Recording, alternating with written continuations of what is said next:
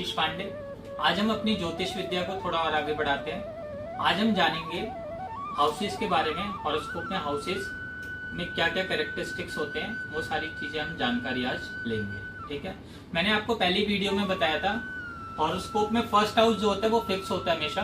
First house, second, third, fourth, fifth, six, seventh, eighth, 9, 10, 11, 12 ये हमारे होते हैं हाउसेस, जो कि मैंने रोमन नंबर में आपको इसमें लिखे हुए हैं।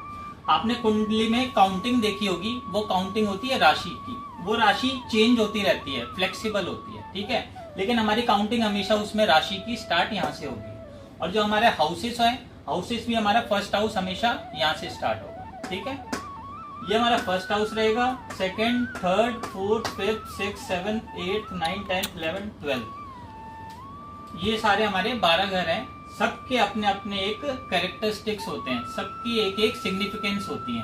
तो हम फर्स्ट हाउस से जानते हैं फर्स्ट हाउस के बारे में क्या क्या जानकारी हम ले सकते हैं। फर्स्ट हाउस को हम लगन भी कहते हैं। हमारी काउंटिंग हमेशा यहाँ से स्टार्ट होगी। फर्स्ट हाउस में हम क्या क्या देखते हैं, रूप रंग देखते हैं, इंसान का कलर, चेहरा, वो सारी चीजें हमें फर्स्ट हाउस बताता है। अगर फर्स्ट हाउस स्ट्रांग होगा तो उस हिसाब से इसके कैरेक्टरिस्टिक्स आपको पॉजिटिव और नेगेटिव के हिसाब से बताएगा। इसमें हमारी शरीर के बारे में बताता है, जो मोटा इंसान होता है, पतला इंसान होता है, बिल्ट बॉडी होती है, वो सारी चीजें इसमें दिखाई जाती है। पूर्वज के बारे में इससे पता लगता है। सुख और दुख के, हैप्पीनेस के बारे में इधर से पता लग सकता है। आत्मविश्वास इधर से देखा जाता है। अभिमान, विनम्रता, स्वभाव, इंसान का जो बिहेवियर होता है वो हम फर्स्ट हाउस से जानकारी ले सकते हैं। ये हमारा फर्स्ट हाउस जब भी स्ट्रांग होगा तो इंसान की जो पर्सनैलिटी है वो बहुत ज्यादा स्ट्रांग होगी। लगन स्ट्रांग होना सबसे ज्यादा अच्छा माना जाता है। इसके बाद आता है हमारा दूसरा भाव। दूसरे भाव में 3 चीज मेन इंपॉर्टेंट होती है, फैमिली, फूड, फाइनेंस। फाइनेंस हो गया जो हमारी पिता की संपत्ति होती है बेसिकली। इसमें देख रहे होगे आप, धन स्थान होता है, ये फाइनेंस का घर होता है। आर्थिक स्थिति, जो हमारे घर की जो भी स्थिति होगी वो सारी चीजें इससे रिलेटेड करती है। वाणी, हमारी स्पीच, स्पीच से रिलेटेड हम इसी में देखते हैं। इंसान, आपने देखा होगा कि पब्लिक को है ना, पब्लिक अपीयरेंस को फेस नहीं कर पाते हैं कुछ लोग, तो उनका सेकंड हाउस स्ट्रांग नहीं होता इस वजह से। इसके बाद आता है चेहरा, फेस। फेस में जितनी भी प्रॉब्लम्स होती हैं, अगर यहाँ पे ये सेकंड हाउस हमारा स्ट्रांग नहीं है, पिंपल्स हो जाते हैं कुछ लोगों के, तो वो सेकंड हाउस स्ट्रांग नहीं होता। इस वजह से फेस से रिलेटेड जो भी प्रॉब्लम्स आती है वो इस सेकंड हाउस से देखी जाती है। संपत्ति, मान सम्मान, आवाज, स्पीच में आपको बता चुका हूँ। जीभ, टंग से रिलेटेड इसी से बताया जाता है। खान पीन, ये मृत्यु घर भी माना जाता है। 3 घर होते हैं वैसे, सेकंड हाउस, 7th हाउस, ये 2 होते हैं मृत्यु घर हमारे, ठीक है, और ये अनहोनी का घर माना जाता है, ये ध्यान रखिएगा। उसके बाद आता है हमारा थर्ड हाउस। थर्ड हाउस आता है हमारा कम्युनिकेशन से रिलेटेड आता है। छोटे भाई बहन का घर भी इधर से देखा जाता है। हमारी आयु भी इसी घर से देखी जाती है। एक्सीडेंट से रिलेटेड इसी घर से देखा जाता है। अगर थर्ड हाउस हमारा स्ट्रांग नहीं होता तो इसमें जो भी प्रॉब्लम्स जो आपको दिख रही है वो स्ट्रांग नहीं होगा, तो वो आपको फेस करनी पड़ती है अपनी लाइफ में। इसमें सांस से संबंधित प्रॉब्लम भी देखी जाती है। किसी जो अस्थमैटिक होते हैं वो सारी चीजें, अगर उनका थर्ड हाउस स्ट्रांग नहीं है तो ये प्रॉब्लम फेस करनी पड़ सकती है उन्हें। इसके बाद है जनसंपर्क। इसमें आ जाती है हमारी कम्युनिकेशन से रिलेटेड पोएट्री, जितनी भी हमारी हॉबीज होती हैं। आपने देखा होगा सिंगर होते हैं, राइटर होते हैं, क्रिकेटर होते हैं, सबका थर्ड हाउस सबसे ज्यादा स्ट्रांग होता है, क्योंकि जो भी हमारी हॉबीज होती है वो जब हमारे प्रोफेशन में कन्वर्ट हो जाता है तो हमारे इसलिए थर्ड हाउस स्ट्रांग होना चाहिए। जितने भी आपके राइटर, पोएट, कम्युनिकेशन से रिलेटेड जितने भी आपने देखे होंगे, सबका थर्ड हाउस स्ट्रांग होता है। इसके बाद आता है फोर्थ हाउस। फोर्थ हाउस होता है हमारा माता से संबंधित, माता की हेल्थ, सब चीजें हम यहाँ से देखते हैं। प्रॉपर्टी से रिलेटेड हम इधर देखते हैं। वाहन, गाड़ी से रिलेटेड हम यहीं देखते हैं। नेटिव लैंड इधर देखते हैं। हैप्पीनेस इधर देखते हैं, ठीक है। इसमें आप देख रहे होगे सारी चीजें लिखी होगी, माता, जमीन। चेस्ट से रिलेटेड हम इधर ही देखते हैं। अचल संपत्ति, भूमि, पदवी, वाहन, ये सारी चीजें हमारे फोर्थ हाउस में काउंट होती है। फिफ्थ हाउस को हम कहते हैं संतान भाव, चिल्ड्रन से रिलेटेड, बच्चे से रिलेटेड हम इधर देखते हैं। बुद्धि से रिलेटेड हम इधर देखते हैं। विद्या से रिलेटेड हम इधर देखते हैं। स्टमक से रिलेटेड, किसी को पाचन शक्ति में प्रॉब्लम हो रही है, पेट से संबंधित जितने भी प्रॉब्लम्स है वो हम फिफ्थ हाउस से देखते हैं। पेट रोगी आप देख पा रहे हैं। मंगल कार्य, यश, विद्या, बुद्धि, धर्म, संतान, ये सारी चीजें हम 5th हाउस से देखते हैं। छठा घर में 3 मेन चीज आती है, रोग, ऋण, रिपु। रोग हो गया, जो भी हमारी हेल्थ प्रॉब्लम्स आती है वो सारी चीजें हम 6th हाउस से देखेंगे। हमने कर्जा कितना चढ़ा हुआ है हमारे ऊपर, 6th हाउस से देखते हैं। मुकदमा, कोर्ट केसेस, जितने भी कोर्ट केसेस, मुकदमे 6th हाउस से देखेंगे। दुख, कितनी प्रॉब्लम्स आ रही है लाइफ में, 6th हाउस। मानसिक कलेश, जितने भी घर पे कलेश हो रहे हैं, बाहर के कलेश, सारी चीजें 6th हाउस बताता है।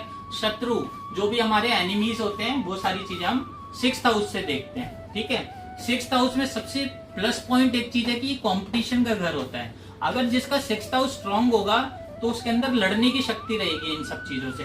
जितनी भी प्रॉब्लम्स आएगी लाइफ में, उसमें उन्हें लड़ने में उनको हेल्प मिलेगी। वो बंदे थोड़ा मेंटली स्ट्रांग रहते हैं। तो 6th हाउस में हमारे आ जाते हैं शत्रु, रोग, चिंता, दुख, मुकदमा, ऋण, रिपु, मानसिक कलेश। ये हमारा छठा भाव हो गया। इसके बाद आता है 7वां भाव।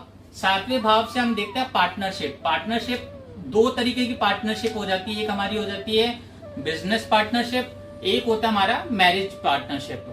ठीक है, और हाँ, जैसे ये मेल की कुंडली है तो वाइफ की कुंडली यहाँ से ये होती है, और अगर फीमेल की कुंडली है तो हस्बैंड की कुंडली यहाँ पे देखी जाएगी। तो इसमें क्या क्या आ जाता है, जीवन साथी, काम, विवाह। काम वही हो गया पार्टनरशिप में। जिसका 7th हाउस अगर स्ट्रांग नहीं होगा तो उसे कभी भी पार्टनरशिप में काम नहीं करना चाहिए। सबसे मेजर चीज इसमें हम ये देखते हैं। उसके बाद आता है दैनिक व्यवसाय। ये सारी चीजें हम साझेदारी 7th हाउस में देखते हैं। उसके बाद आता है 8th हाउस। कुंडली में सबसे खराब घर अगर हम मानते हैं वो होता है हमारा अष्टम भाव, 8th हाउस। 8th हाउस में हमारा देखा जाता है आयु, जीवन, जितनी भी दुर्घटना, सडननेस, जितनी भी प्रॉब्लम्स है 8th हाउस से देखते हैं। और अस्थिति, धन, लाभ, मतलब इसमें ये हो जाता है कि जितनी भी गैम्बलिंग होती है, जिनके पास एकदम से पैसा आ जाता है या एकदम से पैसा चले जाना, ये सारी चीजें 8th हाउस बताता है हमें। 8th हाउस में जिसका 8th हाउस स्ट्रांग होता है, आपने जितने भी देखे होंगे गैम्बलिंग करते हैं, उन सबका 8th हाउस स्ट्रांग रहता है, तभी वो पैसा एकदम से कमा लेते हैं किसी भी सिचुएशन में। विदेश यात्रा भी हम इसी घर से देखते हैं। डायरेक्ट इसका 5th, 1 2 3 4 5 यहाँ से अष्टम से 5वें पे 12वां घर जो होता है वो भी विदेश यात्रा का होता है। इसके बाद हम आते हैं 9वें घर में। 9वां घर हमारा होता है धर्म स्थान का। जितने भी संत, साधु, जितने भी होते हैं, आचार्य, उनका 9th हाउस सबसे ज्यादा स्ट्रांग होता है। ये भाग्य घर कहा जाता है। जिसका भी भाग्य ये 9th हाउस स्ट्रांग होगा तो उसे ना लाइफ में स्ट्रगल करना होगा, लेकिन एट दी एंड उसे हमेशा पॉजिटिव रिजल्ट मिलेगा। तो 9th हाउस में हमारा भाग्य, धर्म, तीर्थ यात्रा, संन्यास, शिक्षा, गुरु, आचार्य, जितने भी आपने ज्योतिष भी देखे होंगे उनका 9th हाउस स्ट्रांग होता है। जितने संत महात्मा सबके 9th हाउस हमेशा स्ट्रांग हो गए, तभी वो एक फोकस होके उस फील्ड पे काम कर सकते हैं। क्योंकि एक होता है कि प्रॉपर मेडिटेशन चाहिए होती है उस वर्क में, तो इसलिए उनका 9th हाउस हमेशा स्ट्रांग होना चाहिए। उसके बाद आता है हमारा 10वां भाव, 10th हाउस। उसे हम कहते हैं कर्म भाव, प्रोफेशन का घर इसे माना जाता है। इसमें ये पिता का घर भी माना जाता है, माता का घर जैसे चौथा घर है, इधर से 7वीं दृष्टि से पिता का घर माना जाता है। ये पिता का घर हो गया। राज्य, कर्म, प्रोफेशन से रिलेटेड हो गया, कारोबार, कामकाज से रिलेटेड, पद, अधिकार। हाँ, एक चीज और बता देता हूँ, अगर जैसे कहा जाता है कि कंपटीशन का घर, सरकारी नौकरी से रिलेटेड अगर हम 6th हाउस को देखते हैं तो 10th हाउस भी हमारा स्ट्रांग होना चाहिए। तो जितने IAS, IPS, A grade job जितनी भी है, सिविल सर्विसेज जॉब जितनी भी है, उन लोगों का 10th और 12th हाउस, 10th और 11th हाउस भी काफी स्ट्रांग होगा, तभी वो उस फील्ड में आ सकते हैं। इसमें और आ जाता है आपका प्रतिष्ठा, मान सम्मान, जितनी भी इमेज से, फेम, इमेज, उससे रिलेटेड जो भी है सारा कुछ 10th हाउस बताता है। 11th हाउस हमारा होता है लाभ का, आय, इनकम से रिलेटेड होता है कि जो भी आपका प्रोफेशन में जैसा भी है उस हिसाब से आपको कितनी आय हो रही है, वो हमारा 11th हाउस बताता है। 11th हाउस में और आ जाता है लाभ, उपलब्धियां जितनी भी है हमारी, मनोकामनाओं की पूर्ति, जितनी भी हमारी मनोकामनाएं हैं सारी पूर्ति हमारा 11th हाउस करता है। ठीक है, 11th हाउस अगर स्ट्रांग नहीं होगा तो इस केस में इंसान का कई बार आपने देखा होगा कि अच्छा खासा काम चलते चलते खराब हो जाता है। उनका अगर 11th हाउस स्ट्रांग नहीं होगा तो उस सिचुएशन में ये प्रॉब्लम फेस करनी पड़ती है। बड़े भाई का घर भी यही माना जाता है। ठीक है, 11th हाउस। इसके बाद लास्ट हाउस आता है हमारा 12th हाउस।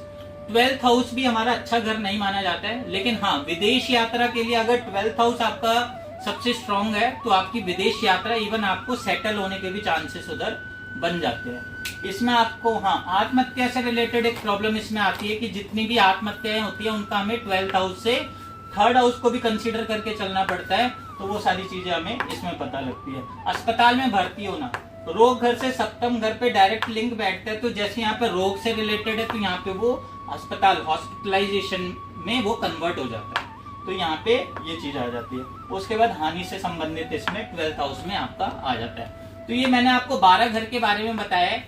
हर घर के बारे में एक अलग अलग कहानी है, हर घर की एक अलग अलग कहानी इसमें बताई गई है, तो आप इजीली इन सब चीजों को पता कर सकते हैं। इसमें एक चीज और बता देता हूँ, बॉडी से रिलेटेड चीजें हम कैसे देखते हैं। जैसे फर्स्ट हाउस है हमारा हेड है, सर से रिलेटेड जितनी भी प्रॉब्लम्स है वो हम फर्स्ट हाउस से पता करेंगे। सेकंड हाउस हमारा फेस, आईज, नोज, टंग, ईयर, सेकंड हाउस से पता लगता है। थर्ड हाउस हमारा शोल्डर, गर्दन, नेक और शोल्डर से रिलेटेड बताता है। फोर्थ हाउस हमारा चेस्ट से रिलेटेड बताएगा। फिफ्थ हाउस हमारा स्टमक से रिलेटेड बताएगा। सिक्स्थ हाउस हमारा स्टमक से नीचे लोअर पार्ट जो होता है उसका बताएगा। सेवंथ प्राइवेट पार्ट से रिलेटेड जितनी भी प्रॉब्लम्स होगी, अगर इन हाउसेस में कहीं पे भी क्रूर दृष्टि पड़ रही है या यहाँ पे नेगेटिव प्लैनेट जितने भी बैठे हुए हैं, जैसे शनि, राहु, केतु, सूर्य, जो भी प्लैनेट्स अगर बैठे हैं और बुरी दृष्टि से बैठे हैं तो वो अपना उस हिसाब से नेगेटिव फल देंगे। अष्टम घर प्राइवेट पार्ट से नीचे वाला पोर्शन आ जाता है। नवम घर हो जाता है हमारे थाइस हो जाती है। दशम घर हमारा हो जाता है घुटनों से संबंधित। 11वां घुटनों से नीचे का पार्ट हो जाता है, जैसे चोट लग जाना। 12th हाउस हमारा तलवों से रिलेटेड आ जाता है। तो ये सारी चीजें हमारी बॉडी के पार्ट्स मैंने आपको बता दिए सारे 12 घरों में। तो ये हमारी एक बेसिक चीजें मैंने आपको आज बता दी है। इसके बाद मैं आपको राशि के कैरेक्टरिस्टिक्स बताऊंगा, कौन सी राशि को देख के हम बता सकते हैं कि वो इंसान कैसा होगा, दिखने में कैसा होगा। ये सारी चीजें मैं आपको नेक्स्ट क्लास में बताऊंगा। तो ये एक बार आप स्टडी करिए, आपको काफी हेल्पफुल रहेगा। आप अपनी कुंडली में खुद देखिए क्या क्या चीजें आपकी कुंडली में, कौन से ग्रह कहाँ बैठे हुए हैं, कौन से हाउसेस के क्या क्या कैरेक्टरिस्टिक्स है। तो आज की क्लास हम यहीं पे कंप्लीट करते हैं। अगर आपको वीडियो पसंद आ रही है तो प्लीज आप सब्सक्राइब करिए, शेयर करिए, कमेंट करिए, लाइक करिए। नमस्कार, मेरा YouTube चैनल नेम है आचार्य आशीष पांडे। नीचे मैं अपना नंबर डिस्प्ले कर रहा हूँ। इंस्टाग्राम आईडी मेरी आचार्य आशीष पांडे सेम रहेगी। नमस्कार।